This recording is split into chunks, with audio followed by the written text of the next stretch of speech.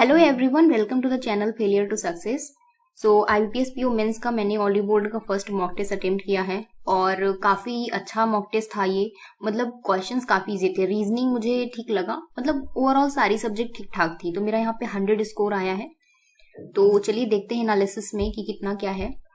मैंने अटेम्प्ट किए थे 92 क्वेश्चंस, 88 क्वेश्चन करेक्ट है, 4 क्वेश्चंस मैंने रॉन्ग किए हैं। तो टोटल स्कोर मेरा यहाँ पे 100 रहा है।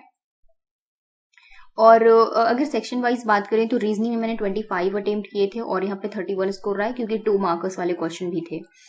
जीए में मैंने 35 अटेम्प्ट किए थे, यहाँ पे 3 क्वेश्चंस रॉन्ग हुए हैं, 31.25 स्कोर रहा। यहाँ पे जीए काफी इजी लगा मुझे भी, मतलब ऐसा लग रहा था कि जीए जो है अफेयर्स क्लाउड की वीकली पीडीएफ से ही बनाया गया है, एकदम सेम क्वेश्चन वही रहते हैं, कुछ नया नहीं रहता।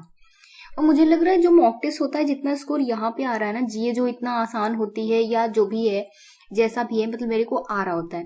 ऐसा एग्जाम्स में हो जाना तो अब तक मेरा एग्जाम क्लियर हो जाता, क्योंकि जीए ही सबसे खराब जाती है पेपर में।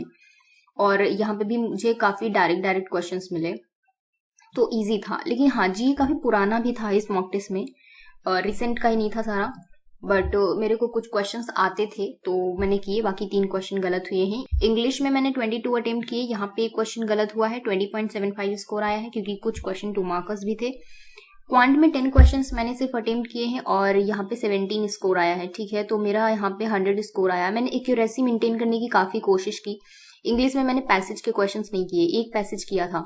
ठीक है, इसमें थोड़ा सा वैसे टफ है देखना, क्योंकि हर एक क्वेश्चन को अलग से आपको देखना पड़ेगा, पूरे नहीं आते हैं ओपन होके। तो देख लेते हैं। पहला क्वेश्चन मैंने इसमें का ये वाला बनाया था, इसके 2 क्वेश्चंस थे। ठीक है, इसके 2 क्वेश्चंस थे, मैंने बनाए थे, बहुत इजी था। इसमें ये आपको कोड फाइंड करना, जो दिए गए कोड है इसी से ये कैलकुलेट होगा। ठीक है, अलग से कोड नहीं निकालना था, तो ये इजी था और ये भी बहुत इजी क्वेश्चन था। ठीक है, और इस क्वेश्चन को मैंने स्किप कर दिया क्योंकि इस पजल को मैंने नहीं बनाया है। देन ये भी बहुत आसान था, इसमें आपको लॉजिक मिल जाएगा, इजीली सॉल्व जाएगा। इसमें लॉजिक बहुत इजी था। जैसे पहले में क्या था कि इवन में 2 ऐड करना था और ऑड में 2 ऐड करना था, सॉरी, ऑड में 3 से मल्टीप्लाई करना था, इवन में 2 ऐड करना था। पहले में पूरे में यही लॉजिक लगेगा। दूसरे में क्या था कि जो लेफ्ट से थर्ड है उसमें 1 प्लस करना है और जो फिफ्थ है उसमें 1 माइनस करना है। इस तरह से पूरा लॉजिक होगा सेकेंड में। देन 2 डिजिट को ऐड करना, जैसे 8 और 4 को 12 हो गया, 9 5 14 हो गया, और फिर 2 का 2 हो गया। जो सिंगल है उसको ऐसे रखेंगे, 2 2 के पेयर बना के उनको एडिशन करके लिखना है। तो ये थर्ड स्टेप था।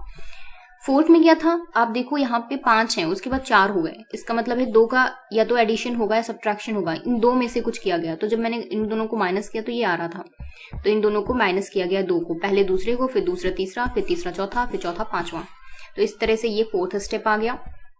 देन सबको ऐड कर देना है, सबके जो एक पूरी डिजिट है ना, जैसे ये 5 9 7 8 6 8 को ऐड करोगे 43 आएगा। इस तरह से सबको एडिशन करना है सारी डिजिट्स को, तो ये फिफ्थ स्टेप आ जाएगा। देन फर्स्ट और सेकंड को ऐड करके 2 से डिवाइड करना है, और थर्ड और फोर्थ को ऐड करके 2 से डिवाइड करना, तो ये फिफ्थ 6th स्टेप आ जाएगा। देन उसके बाद इन दोनों को ऐड करके 5 से डिवाइड करना, तो लास्ट स्टेप आ जाएगा। ये यहाँ पे लगा था लॉजिक, तो इस पे मैंने काफी टाइम दिया, तो जाके दिमाग में ये आए थे सारे लॉजिक, क्योंकि 1 2 मिल रहे थे, उसके बाद नहीं आ रहा था समझ में। तो उसके क्वेश्चन की ये मैंने स्किप किया है। देन ये वाला क्वेश्चन बहुत आसान था, ये आप इजीली बना सकते हो। इस तरह के क्वेश्चन एग्जाम में भी आते हैं। लास्ट ईयर आईबीपीएस पीओ में इस टाइप का क्वेश्चन आया था कि एक वर्ड दिया रहता है और ये फर्स्ट 13, क्योंकि ये मुझे लग रहा है लास्ट ईयर के पेपर पे थोड़ा सा ना मेमोरी बेस्ड करके दिया गया है पेपर, क्योंकि कई सारे इंग्लिश के क्वेश्चंस थे जो उस टाइप के मतलब उस फॉर्मेट में थे। ठीक है, उस टाइप का जो है क्वेश्चन पूछा गया था। सेम चीज रीजनिंग और क्वांट में भी है। तो यहाँ पे ये आप देख सकते हो, ये क्वेश्चन इजी था, ये बनाया था मैंने एक ये वर्ड वाला। और ये क्वेश्चन नहीं बनाया क्योंकि ये बहुत लेंदी भी लग रहा था और 2 मार्कर्स का ये क्वेश्चन था, तो मुझे लगा काफी टाइम टेकिंग होगा, तो मैंने इसको स्किप किया था।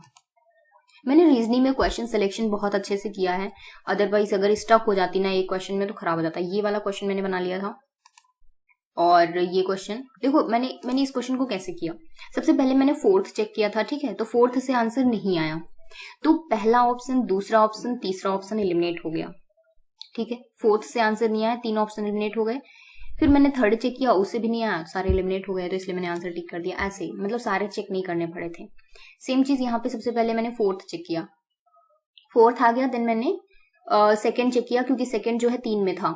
ठीक है, तो मैंने सेकंड चेक किया, सेकंड फोर्थ आ रहा था, तो 2 तो मिल गए थे। अब मुझे एक कोई चेक करना था जिसकी वजह से सारे एलिमिनेट हो जाते, तो ऐसे मैंने किया था। देन ये वाली इजी थी, ये पजल मैंने बनाई, ये आसान थी।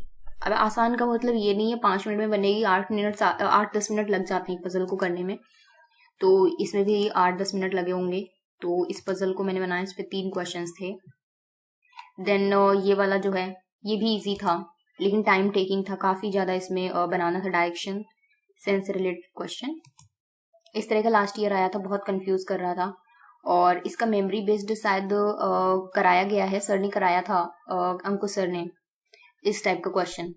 तो मैंने वो देखा था क्योंकि सर ने भी पेपर दिया था last year IBPS PO mains, तो ये वाला क्वेश्चन जो था तो सर ने करवाया था। इस क्वेश्चन को मैंने स्किप किया था, और ये क्वेश्चन आसान था, बना सकते थे। इस पे सिर्फ 2 क्वेश्चंस थे, लेकिन ये आसान था, मतलब बहुत ज्यादा वैसा ट्रिकी नहीं था, ठीक है। तो ये वाला बन जाता क्वेश्चन, ये तो इजी क्वेश्चंस थे। देन ये क्वेश्चन मैंने इसका स्किप किया है, यहाँ पे पता नहीं दिमाग में नहीं आ रहा था कि यहाँ पे क्या आएगा, बिल्कुल दिमाग नहीं काम कर रहा था उस टाइम पे। और देन ये क्वेश्चन मैंने स्किप कर दिया है, और ये भी स्किप किया है, ठीक है। और यहाँ पे ये भी मैंने स्किप किया क्वेश्चन को, ये भी मैंने नहीं किया क्योंकि यहाँ पे 4 स्टेटमेंट दिए हैं और उनको फाइंड करना था, तो काफी टाइम टेकिंग था। ये इजी क्वेश्चन था, मैंने इन तीनों स्टेटमेंट को अलग अलग कर दिया, उसके बाद जब ऐड किया ना 1 2 2 3, तो ऐसे करके ये आंसर आ गया था, तो ये हो गया था इजीली। ये वाला एक क्वेश्चन बना दिया था, यहाँ पे first second third are necessary, क्योंकि इसमें ऑप्शन से मैंने किया, पहले से आंसर नहीं आ रहा था, दूसरे से नहीं आ रहा था, तीसरे से नहीं आ रहा था, तो मैंने फर्स्ट सेकंड से क्या नहीं आया, तो उसमें मैंने थर्ड ऐड किया, तो आंसर निकल आया था। देन करंट अफेयर की अगर बात करें तो मेरे को काफी सही लगा, यहाँ पे मैंने काफी क्वेश्चंस अटेंड किए हैं। जैसे एक क्वेश्चन यहाँ रॉन्ग किया मैंने, SBI म्यूचुअल फंड लगाया था ETF, यहाँ पे निपॉन इंडिया ETF होगा। और बाकी ये वाला क्वेश्चन अभी मैंने पढ़ा नहीं है, नोबेल प्राइज से रिलेटेड, तो इसलिए मैंने ये क्वेश्चन नहीं किया था। ये क्वेश्चन मैंने गलत किया, ये सारे लोग अपॉइंटमेंट हुई है, कौन से किसके हैं कंफ्यूज, और ये सारे क्वेश्चंस मैंने किए हैं। यहाँ पे नाबार्ड नहीं होगा, सिड भी होगा, ये रॉन्ग किया है मैंने। ये तो इजी क्वेश्चन था। ये वाला मेरे को नहीं समझ में आ रहा था कि credit society based on which committee recommendation, नहीं पता है इसको हमारा आंसर। नरेंद्र बत्रा, ये तो इजी था, एगस्वैतिक, HDFC बैंक, आयुर्वेदा, ये सारे क्वेश्चंस मैंने किए थे। और इसके बाद तो इंग्लिश में मैंने अटेम्प्ट किए हैं कुछ क्वेश्चंस हो गए ना, जैसे ये वाला जो था, तो उसमें A और E का एकदम सही बन रहा था, मतलब सेंट्रल थीम बतानी थी, और यहाँ टूरिज्म के बारे में बात कर रहा है, उसके बेनिफिट्स के बारे में बात कर रहा है, और यहाँ पे कैसे मतलब टूरिज्म जो है ओवरऑल इम्पैक्ट करेगा इकोनॉमी पे, और कैसे जॉब क्रिएट करेगा, तो सारी ये जो था, तो इस तरह से A और थर्ड का पेयर बन रहा था, तो मैंने ये टिक कर दिया, बाकी मैंने चेक नहीं किया, बट AE तो 100% मेरे को सही लग रहा था, इसलिए मैंने एलिमिनेट करके क्वेश्चन को किया है। देन इस टाइप के question last year IBPS PO में आए थे, छोटे छोटे पैसे, इतना बड़ा पैसेज तो वहाँ पे कोई भी नहीं था, जैसे यहाँ पे बहुत लेंदी ये पैसेज दिया हुआ है, बट वहाँ पे 2 क्वेश्चंस या 3 क्वेश्चंस के आंसर निकालने थे कि इस पैसेज को पढ़ के कौन से क्वेश्चन का आंसर दिया जा सकता है, जैसे यहाँ पे दिया है सेम, बट पैसेज इससे छोटे थे, वहाँ पे इतने बड़े पैसेज नहीं थे, तो ये मैंने कर लिया क्वेश्चन। और इसका एक और क्वेश्चन है यहाँ पे, वहाँ पे आई थिंक 3-4 तो होंगे ही, और एक ये क्वेश्चन जैसे इस पे टाइटल पूछ रहा है, ये क्वेश्चन सबसे इजी लगे मुझे, और इसके साथ 3 या 4 क्वेश्चंस थे, और एक ये वाला जो कंट्रास्ट बात कर रहा है, तो बट आ जाएगा यहाँ पे। सबसे जो इस पैसेज का मतलब इजीएस्ट जो था ना पैसेज, या इंग्लिश का जो भी इजीएस्ट पार्ट था, वो तो क्वेश्चंस थे ही जो सिंगल वाले होते हैं, बट मेरे को आज तक का इजीएस्ट ये लगा, क्योंकि मैं हमेशा पैसेज को स्किप करती हूँ, बट आज मेरे पास टाइम था तो मैंने सोचा चलो करते हैं, तो सबसे पहले मैंने इसको उठाया। तो यहाँ पे अच्छी बात ये थी कि पैसेज भले आपको कम समझ में आया हो, बट आपको ये ऑप्शंस बहुत अच्छे से समझ में आ जाएंगे, इतना ज्यादा ये एलिमिनेट हो रहे हैं ना, आप अगर पढ़ोगे तो ये ABCD एकदम रिलेवेंट ही नहीं है, मतलब इस पैसेज से बिल्कुल रिलेटेड नहीं है, और आप इजिली ई वाला ऑप्शन टिक कर लोगे। आप एक बार करना जरूर, ठीक है। ये वाला सेम चीज, मतलब इतना अगर कोई पॉजिटिव आंसर देना है तो बाकी के ऑप्शंस नेगेटिव हैं, इस तरह से आप एलिमिनेट कर सकते हो। सेम चीज यहाँ पे भी, कि पूरा सेल्फ टॉक के बारे में, सेल्फ थिंकिंग के बारे में यहाँ पे दिया गया है कि आप क्या सोचते हो, आपको कैसे नेगेटिव इम्पैक्ट होता है सेल्फ टॉक का, तो साइकोलॉजी के बारे में पूरी बात की गई, इसलिए ऑप्शन यहाँ पे डी होता। देन सेम थिंग यहाँ पे भी बहुत इजी था, मतलब इसको अटेम्प्ट करना। जैसे यहाँ पे था तो लॉयन सेवर और मैन ऑफ स्ट्रॉ, इन दोनों का सेंस मुझे समझ में आ रहा था कि बी भी सही है और सॉरी सेकेंड भी सही है और थर्ड भी सही है। फर्स्ट के बारे में मेरे को नहीं पता था, लेकिन इन दोनों की वजह से एलिमिनेट हो गया, इसलिए ऑप्शन फर्स्ट आंसर। ये इस तरह के क्वेश्चन भी लास्ट ईयर पूछे गए थे आईबीपीएस पीओ मेंस में कि सॉरी ये आईबीपीएस पीओ मेंस में नहीं आए थे, ये एसबीआई पीओ मेंस में आए थे। और उसमें पूछा गया था कि जो भी इस सेंटेंस में एरर है, मतलब जिस टाइप की एरर दी गई है उसी टाइप के एरर नीचे के सेंटेंस में फाइंड करनी है। बाकी अगर कोई और एरर है तो उसको कंसिडर नहीं किया जाएगा, सेम टाइप की एरर फाइंड करनी थी। तो ये क्वेश्चन एग्जाम में आया था, इसमें मैंने काफी प्रैक्टिस की है। मैंने ऑलिव बोर्ड की एक मैम है, पढ़ाती है यूट्यूब पर, वहां से मैंने उनके वीडियोस में देखा था, तो उन्होंने इसका वो सेम पैटर्न करवाया था, तो वहां से मैंने प्रैक्टिस की थी इसकी। बाकी ये वाला भी सेम क्वेश्चन है रिलेटेड, ये भी सेम है। ये सबसे इजी क्वेश्चन, यहाँ पे अगर आप पढ़ोगे तो बी ऑफ हेल्प टू का यहाँ पे सर्व आएगा, और ये बहुत इजी क्वेश्चन था, मुझे अच्छा लगा। और सेम चीज fail to understand misapprehend, तो ये भी इजी था। सबसे इजीएस्ट क्वेश्चन ये थे कि यहाँ पे कौन सा रिडंडेंट है उसको फाइंड करना था। तो फॉलोड के साथ आफ्टर तो नहीं आएगा, राइट, फॉलोड द थीम, तो यहाँ पे बी रिडंडेंट है। ब्राउज करते हैं इंटरनेट को, थ्रू का कोई सेंस नहीं है यहाँ पे, टुगेदर यहाँ पे कोई सेंस नहीं है इसका। ये क्वेश्चन मैंने स्किप किए है, रीडिंग इसमें काफी करनी थी। यहाँ पे क्या था कि मेरे को पहला वाला पता है कि 100% सही है, रन इनटू द सैंड वाला जो है ये यहाँ पे सेम जो है कि मतलब कंपनी पहले थी अच्छी चल रही थी, फिर कंपनी की ग्रोथ गिर गई, ठीक है, कंपनी लॉस में चली गई, तो पहला वाला सही था। एक ऑप्शन कहीं दिया नहीं हुआ है, ठीक है, बाकी दो के बारे में मुझे नहीं पता था, बट अगर मैं इन दोनों को रीड कर रही हूँ ना तो बिल्कुल जो सेंटेंस दिया हुआ है ना उसका सेंस नहीं आ रहा है दूसरे वाले ऑप्शन में। तो इसमें अगर आपको नहीं भी पता है ना, ऐसा निमिषा मैम ने बताया था कि अगर आपको नहीं पता है, आइडियम से फ्रेज नहीं पता है, बट अगर आप रीड करके ना उसका अगर ये सेंटेंसेस वाले दिए हैं तो आप आइडिया लगा सकते हो।